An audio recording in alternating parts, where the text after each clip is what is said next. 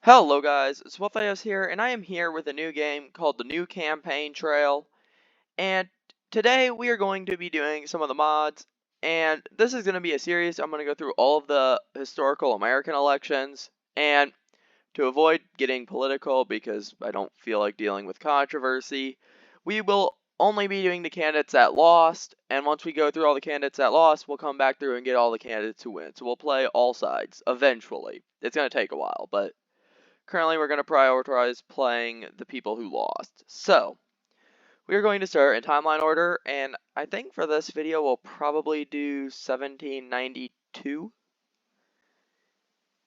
Yeah. Okay, and also I will note there might be an audio delay eventually. The recording software is having issues. It's weird, but oh well. So 1792, you can read that. So there's only one candidate we can play as, and that's James Madison, who is part of the Anti-Federalist Party. And you can read that as well. I'm gonna dry out my voice if I keep talking.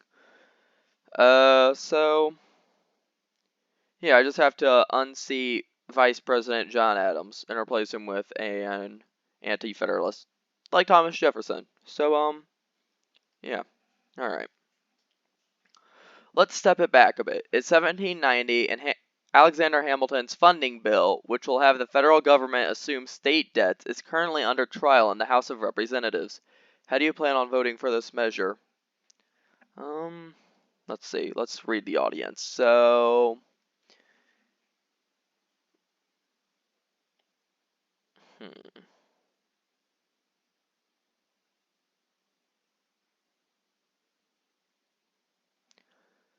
Uh, hmm. Okay. Yeah, we want to oppose Hamilton, so we are going to oppose the vote. Even after your dinner with Jefferson and Hamilton, Hamilton expected you would not personally vote for the bill along with Alexander White and Richard Bland Lee.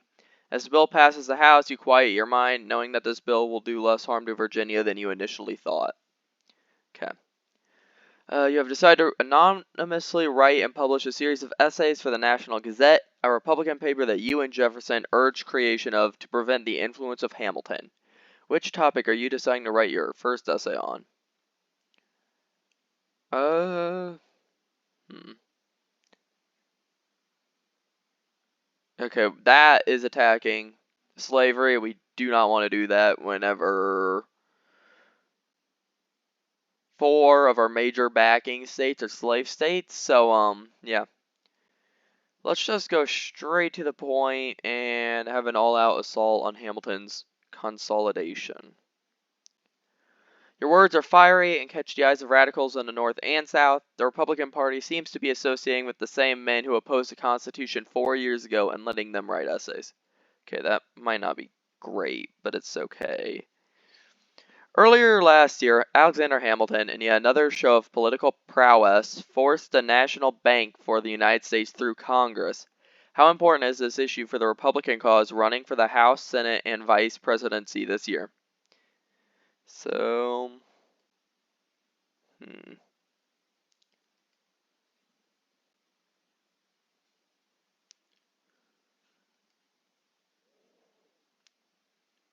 there we go.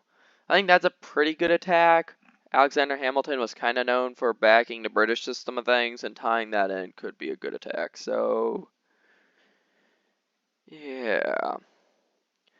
This is no doubt a popular line of attack among planters and farmers. Okay. You have received a letter from Thomas Jefferson. He's been informed that Alexander Hamilton is viciously referring to the Republican cause as a faction, and that he's attempting to get John Marshall to run for Congress to prevent our influence in it. That wouldn't do much. So we can talk to Washington about it, but that might not do anything. Washington wasn't really taking sides, I don't think. But John's a good man, willing to listen to reason. I just have to explain Hamilton will abandon him as soon as he takes one step out of the monocratic party line. Oh, and we get to meet with Washington anyway. So yeah, talk to John and talk to Washington. That seems like the best choice. Marshall explains that he never intended to run for office, although certainly not convert to Republicanism. Marshall agrees to sit out campaigning for anybody for this election. We'll take it. Alright, so we have to win Pennsylvania. That's the only way we can unseat Adams. Washington won by default, so we just need to get Pennsylvania to beat out Adams. Alright.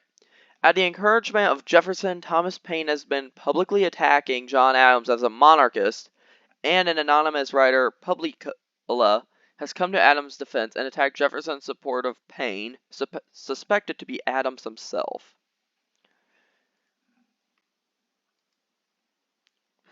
So we can trust Thomas Jefferson on this one, and Thomas Jefferson might be okay. I know I think he might have been friends with Adams, maybe. I could be wrong there. Double check that. But I know parties weren't big and factionalism wasn't popular back then, so I'm going to leave it to Thomas Jefferson. Jefferson apologizes to Adams and assures him that he has nothing to do with the recent attacks on him. I mean, that works. The choice of George Clinton as your party's vice presidential candidate is concerning members of your party, especially those Northern Republicans who prefer Aaron Burr. A New Yorker named John Nicholson writes to you urging a switch to Burr. Even James Monroe admits to you that he has no qualms with the choice. What will you and Jefferson say to calm the party? Now, Okay, so they're moderate on the Constitution. So, saying that trying to bring up the anti-federalist vote probably won't work. Though, if they're moderate, then the Bill of Rights would be a big winner. So, yeah. It's true, but the extent of the Northern anti-federalist vote has already been practically given to you because of the makeup of the New York legislature. Okay. Yeah, alright, so we made a wrong choice there. A worried George Washington has come to you seeking advice. He is considering not seeking re-election, and he has already consulted his cabinet, which has unanimously agreed he should run once again. And to make matters worse, he has personally requested that you help write an address explaining himself and his intent not to run. So, Washington's popularity is too useful to be thrown away. I must urge him not to resign, as in both. But in this one, I write a draft of the farewell address for him, if it is his will. So, could help with the president. So, yeah. Washington keeps hold of your draft and thanks you, hopefully pushing him away from Hamilton for the being. Okay. That's a benefit. Yeah, and we regained the 2% we lost in the last question. So John Finot's Gazette of the United States, a tool of the monarchist Hamilton, has recently published an article refuting the claims of the National Gazette that several members of Congress are speculators. The National Gazette went as far to call land speculation a plan for a nobility in the United States. Do you have any advice on the matter for the National Gazette? So, I myself was a land speculator, as was George Washington and many other good Americans. There's really no need to focus on an issue I could get wrapped up in. Okay. So, have him print a follow-up mentioning that Jefferson throughout his life has refused to get involved in land speculation and is untainted by this enrichment scheme. Okay, so that could be a positive. So, Jefferson's popularity in the nation isn't as great as you wish it was, but people admire his unwillingness to get caught up in enrichment schemes. Maybe that helped? No, we lost a percent. The biggest barrier to nationwide popularity of the Republican cause is the feeling that the party is all too connected to Virginia. How can you reassure the North and South that the popular cause refers not just to the Virginian cause?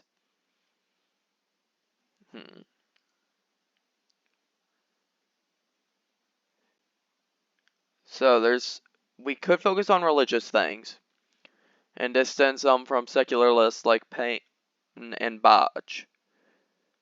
So it's distancing itself too far from Washington is a big flaw. It's got a religious issue thing going on there. Different religious beliefs. And I have to emphasize that we aren't hostile towards city living.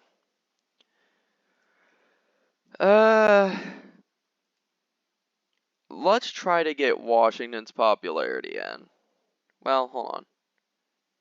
Yeah, no, that doesn't tell us. Yeah, okay.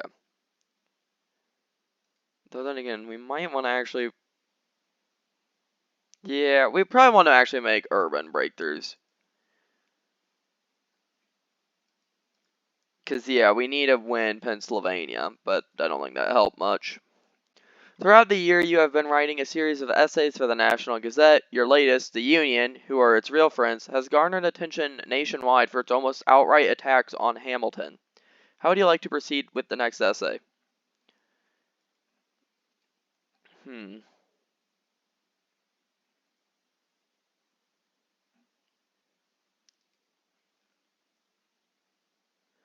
Okay, so we could talk about westward expansion. I don't really know how big of an issue that was at the time. Or isn't. In terms of politics, I don't think it's a big issue. Uh,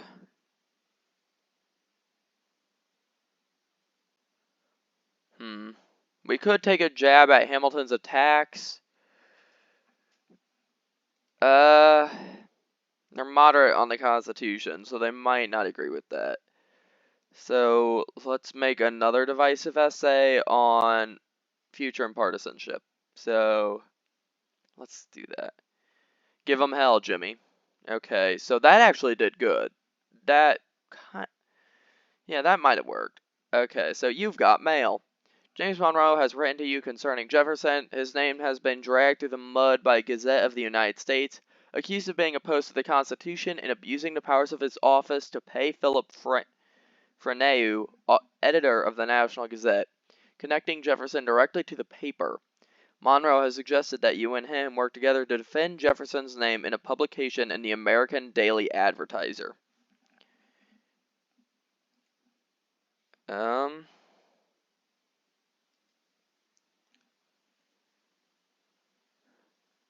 yeah, defending Jefferson like that, I think works. Yeah, so that should work. Because that I don't think is much of a defense, and that just lets the slander go out of control. So this would be the best defense. You get started on a first draft while Monroe revises. Perhaps it's best not to give too much attention to Jefferson's association with the National Gazette. Dang it. Dang it. In any election, turning out those who otherwise would not vote is essential, as in the case of Virginia, where the Republican Party is too flawed for old opponents of the Constitution to endorse it. What should be done to win these people over?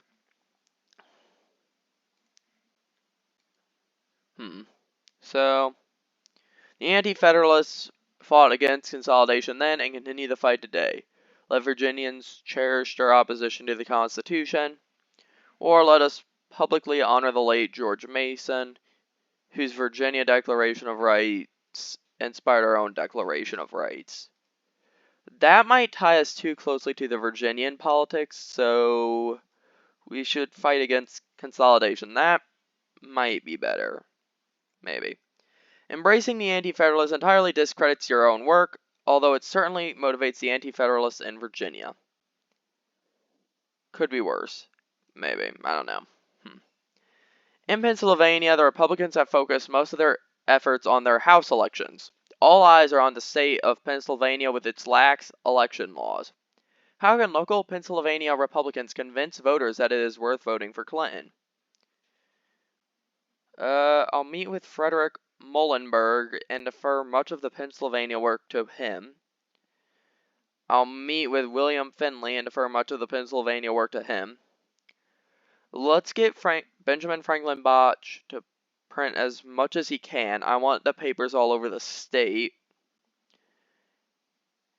Hand out as many copies of Paine's Rights of Man and Common Sense as possible. He's got a history in the state, and it's important to change as many minds as we can when any tax-paying man can vote in Pennsylvania. Well, Botch and Paine are kind of known as radicals, so it's one of these two, and I don't know either of them. But this guy seems more northern, maybe. In terms of names. I'm making a stereotype, but I don't know either of these. So Finley enjoys some popularity in Pennsylvania, but his own radicalism and prior opposition to the Constitution may reflect on your goals and the rest of the nation. Okay, so he was radical too. Although they are in the minority, the Massachusetts Republicans are no doubt a group to be pleased. What example can Massachusetts Republicans set for the rest of the nation? So Sam Adams needs to become the face of republicanism in that state. He's been opposing British overreach in the United States since the 50s. Massachusetts politics have long been divided between rural and urban. We need to try to win over the urban by softening our stance on manufacturing. Okay, so yeah, that would be the best. The benefits of this strategy may prove marginal in Massachusetts, but might seep into other states. Yeah, the attacks on urbanization are screwing us over in Pennsylvania, so yeah. Governor Morris, an arch-monarch and enemy of the people, has recently been appointed Minister to France. Jefferson informs you he has in his possession letters from Morris's predecessors, William Short and Thomas Paine, denouncing the appointment. What should we do with these letters? Publish them. The serious error from the Washington administration cannot go unpunished. Keep them concealed. These letters are a powder keg. Publish Paine's work. He's a man of the people, and people will be receptive to what he says. Publish Short's articles, and someone who's really served in the Washington administration will discredit the Hamiltonian position in Washington and the public. Let's just publish both of them. The letters spread like wildfire. Sweet. Okay, so we're getting close. Jefferson has also informed you that the French ministry to America is made up completely of Jacobins. He says that the party cannot but be favorable to us, despite general abuse against them by the public. Should the Republican Party be publicly agreeing with Jefferson? Are they pro-French? Maybe. Well, they're a radical democracy, so I know the Jacobins were kind of radical. Hmm.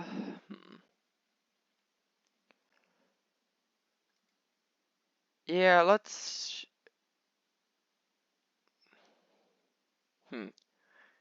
Yeah, let's get an official article backing them. I don't know what that did. Okay, Thomas Jefferson's notes on the state of Virginia have come under scrutiny for lately for claiming it does me no injury for my neighbor to say there are 20 gods or no god. Is Jefferson seriously advocating for public atheism? Keep silent on this. The social good is most certainly hurt by atheism being present in the nation. The Republicans are in agreement with the monocrats here.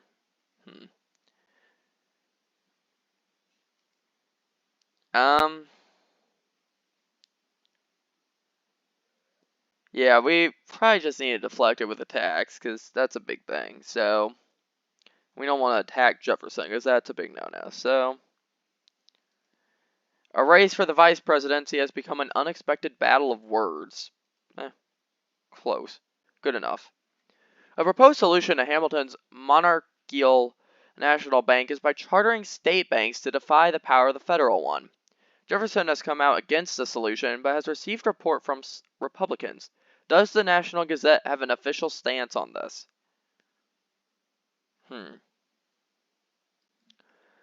So, let's see. Doesn't really tell me much.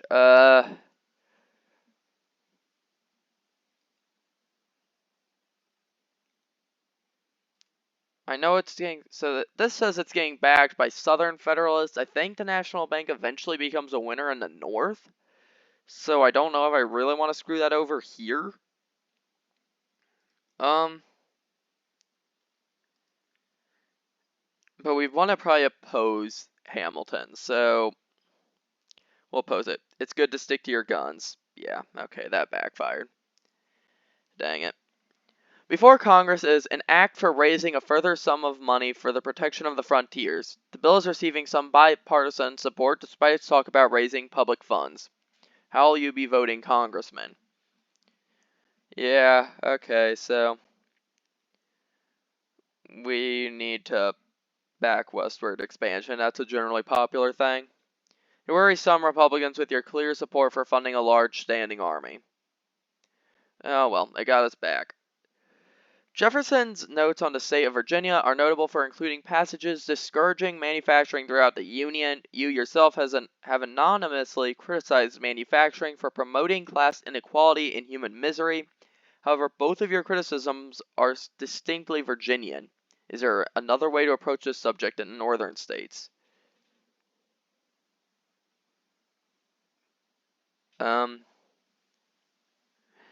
Yeah, we gotta thread the needle on this.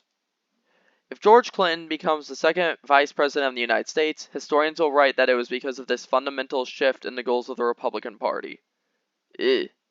Virginia, what happened? Ah, Virginia. Okay, so we're getting close. Philip Freneau seems to have finally outlived his usefulness. As bad as it was to be publicly associated with the paper, Freneau has started including articles that outwardly criticize President Washington. Okay, so he's an idiot, and we have to take a chance. The public is uneasy with how increasingly radical your party is becoming. Yeah, that ain't good.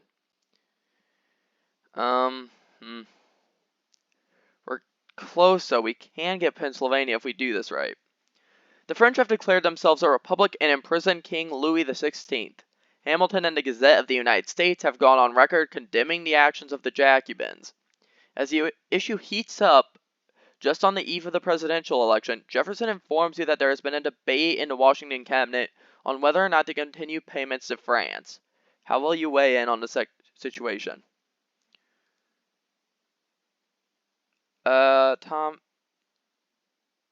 Thomas, there is no way out of this. You need to resign as Secretary of State immediately and denounce Hamilton's influence in Washington's administration. The buck stops here.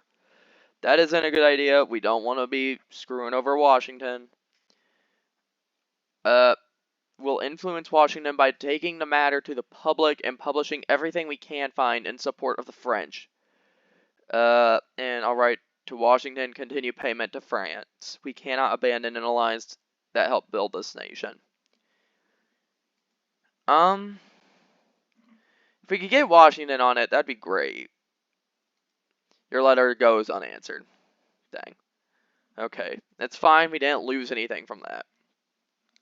As the situation in France grows hotter, the Republicans' association with Thomas Paine is only making Americans more receptive to the monocrats' promises of social order and stability. You need to make one final attempt to rally the people behind France and the rights of man.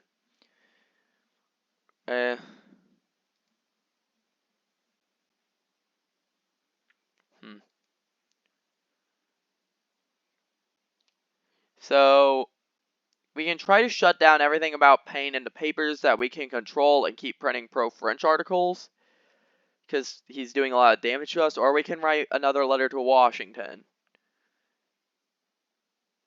He might listen. Yeah, we need to try to get Washington on this. Your letter goes unanswered. Dang it. Ooh, I really hope we don't lose Virginia. Okay, all the worse are rumors being spread in the paper that Republicans intend to outseat General Washington and replace him with the radical George Clinton or Patrick Henry as president. Should Republicans be countering these accusations? Yeah, we need to get him to quit attacking Washington.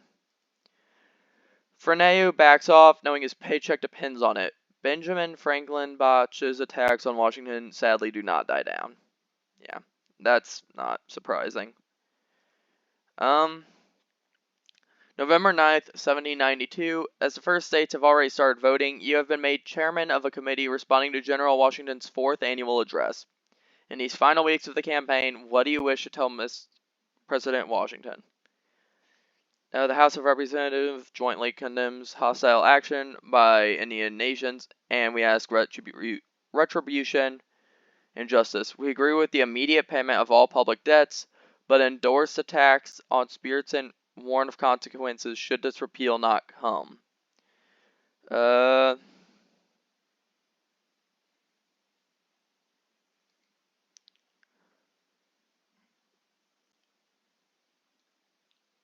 Yeah, that would be a good way. So I think right there is a good moderate. As the final elections finish up, it seems like you're gambling on motivating the anti-Washington vote.